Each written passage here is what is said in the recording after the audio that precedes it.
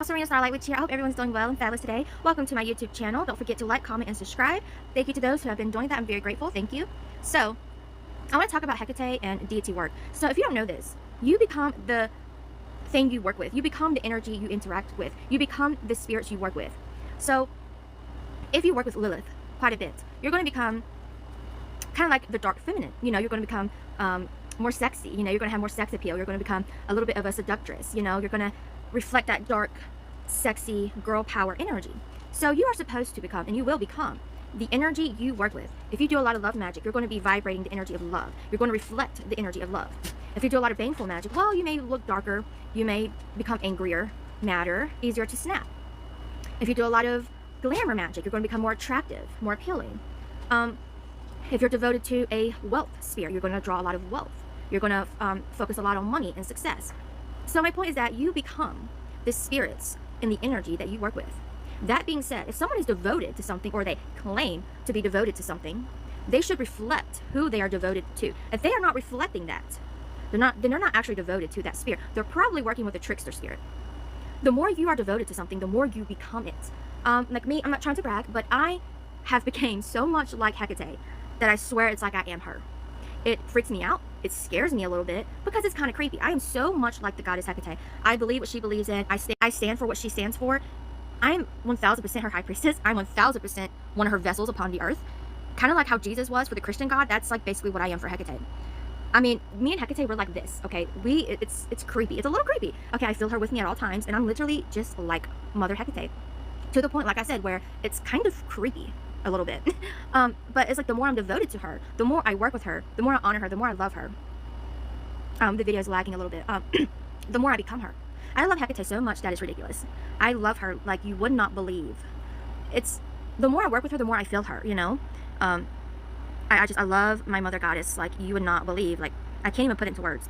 I know some people would be like, oh, you're mentally ill, you have schizophrenia, whatever, but when you're this devoted to something, like, you can feel that being with you.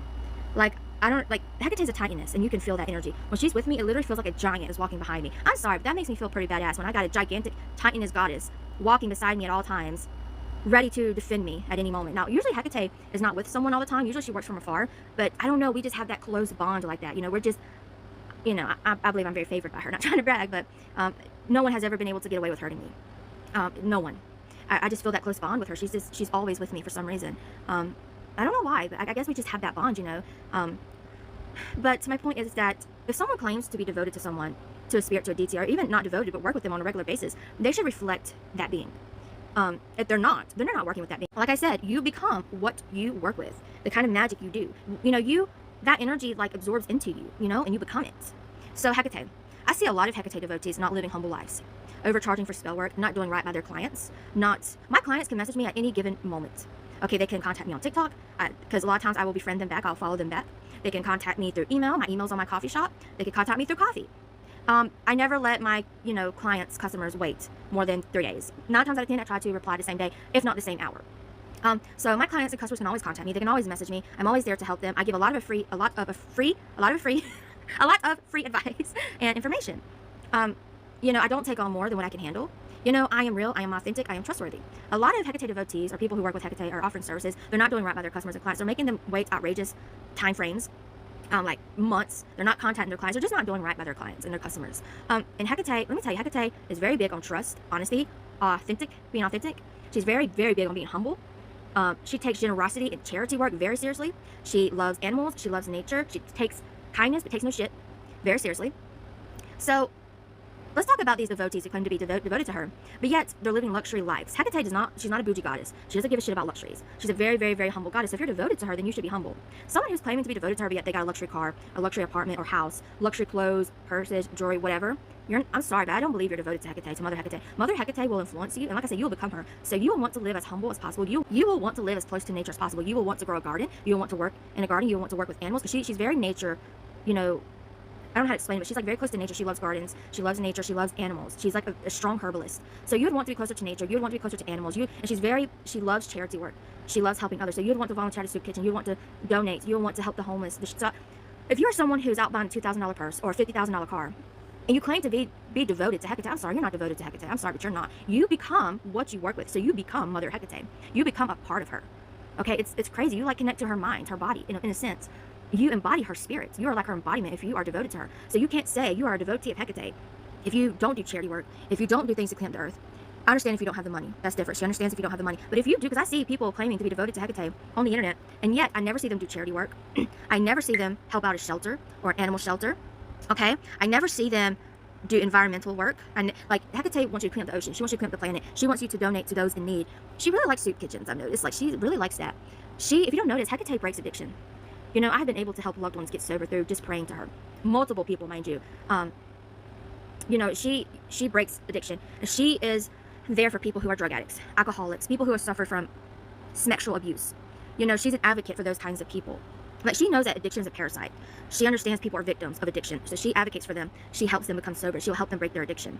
But if they fight against her and they don't try, she's not going to help them. Sometimes she'll take everything away from you in order to... sometimes she'll take everything away from you, so you'll have no choice but to become sober. I've seen her do that to quite a few people. But Hecate she's not a bougie goddess. You know, if she sees you buy a $2,000 necklace, when you could have bought a $50 necklace and given the rest to charity or put it in your savings or even bought her gifts, she's not going to look at you very good. I'm sorry, but she's not.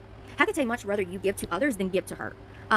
You know, I'm not making this shit up. I'm telling you, she is a strong advocate for charity work, generosity, those in poverty, homelessness, drug addicts, alcoholics, sexual victims, you know.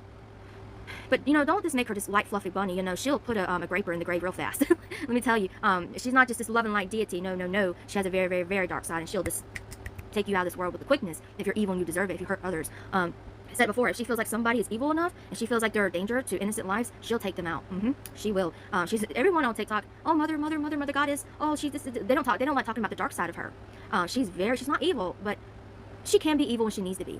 You know, when it's justified. You can call on her for justified curses and hexes. She will rip that person to shreds, or she'll just take them down. Depends on what they deserve and what they did. But she is a strong nature goddess. Okay, she loves nature, loves herbs, loves flowers, loves dandelions. I noticed that. Loves animals and loves those who need more love and loves those who need help. You know, she loves and cares about drug addicts and alcoholics and those of sexually abused. And mind you, Hecate is very smart. You know, she sees people for what they are, and I'm not going to say more than that. I was going to tell a little bit more, but she's telling me not to. But anyway, you're supposed to reflect what you're devoted to. If you're not reflecting what you're devoted to, you're not devoted to that. It's probably a trickster spirit. Like, if you're devoted to Aphrodite, then you should be extremely drawn to like pink colors, purple colors, dresses, sweet smelling perfumes. You should be drawn to lots of beauty magic, lots of love magic. You should be very drawn to things like apples and pomegranates, and you should be very drawn to helping others with their self-love and their beauty and self-healing. So if you are not becoming what you're devoted to, then you're not actually devoted to it.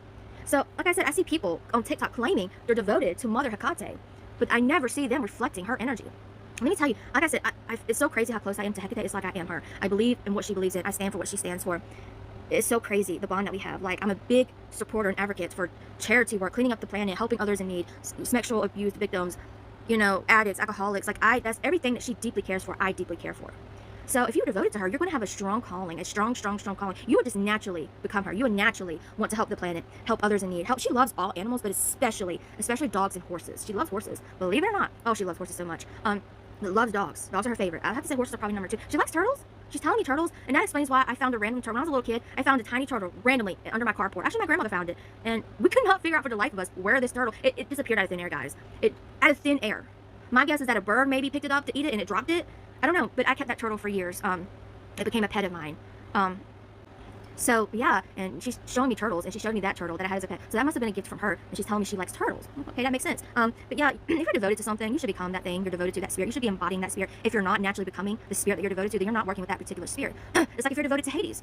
Hades associates with death. So you're going to be drawn to things like cemeteries. Naturally, you're going to become obsessed with cemeteries, to graveyard magic, to necromancy magic, to ancestor work. You're going to want to wear darker colored clothing naturally. You're going to want to dye your hair black naturally. You're going to want to wear skulls naturally. That will be the things you like naturally. So you can't claim that you're devoted to Hecate if you are living a luxurious bougie life. If you're devoted to her, you're not going to want luxury. You're not going to want an expensive car, an expensive house, an expensive clothing. You're going to want to buy. You're going to want to recycle for the planet. So you're going to want to, shop from thrift stores, buy used clothing. You're going to want to buy the things that you need, because she does care about self-love and putting yourself first. So you're going to want to support yourself first, and then whatever extra you have left, you're going to want to support those in need. Family first, then friends, and then charity work. You're going to want to naturally do things to help others in need and help the planet, help children, help animals.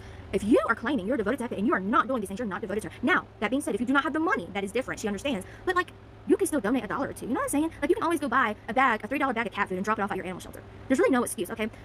There's something called Save the Beagle Foundation, whatever. Hecate loves beagles. I send them $3 every month. It ain't much, okay? It's not much at all, but it still matters. It still makes a difference, and it's still something I do in honor of her. So if you're living a luxurious life and you're buying luxuries, and you're not helping others in need, you're not embodying Hecate. A lot of people use her name for clout. I never reached out to Hecate. She was with me from the beginning of my life. A lot of people use her name for clout and power. Oh, got this all powerful.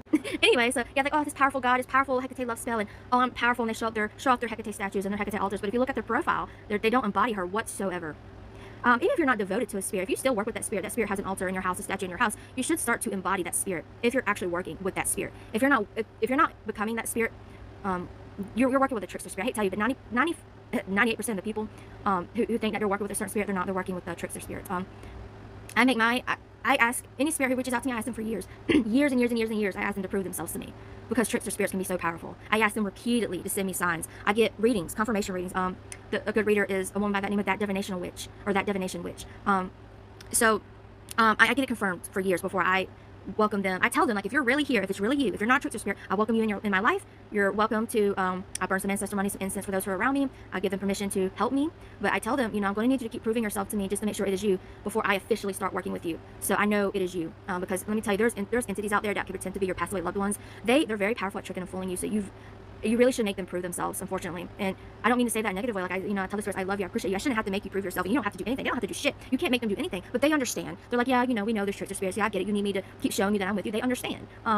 You just gotta keep asking them kindly. Please kindly keep showing yourself to me. Please kindly keep proving yourself to me, so I know you are who you say you are and that you're not a trickster spirit. Get multiple confirmation readings. I don't work with any spirit that's not going to be with me my lifetime. I'm sorry. I tell them that in a respectful way. I'm like, look, I get close to my spirits.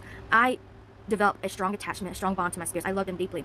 So I tell them, if you want to work with me, I prefer you work with me for a lifetime. If you don't want to stick around, I appreciate you reaching out, but maybe you should reach out to someone else, because I prefer someone who's going to stick with me my whole life, because I like building that long-term relationship. I want someone, if I'm going to set up an altar in my house and I'm going to be praying to them, devoting my time and energy to them, I don't expect anything from them in return. Just their friendship is enough, but I don't want to do all that and then they leave. I'm sorry, but I take my spiritual relationship personal. I do. Excuse me, but if you leave me, I'm going to consider that as an act of abandonment. It's going to hurt my feelings. So I tell the spirits that. I tell them, like, hey, don't reach out to me and don't stick around if you're not going to be with me for a lifetime, because if you leave, honestly, it bothers me.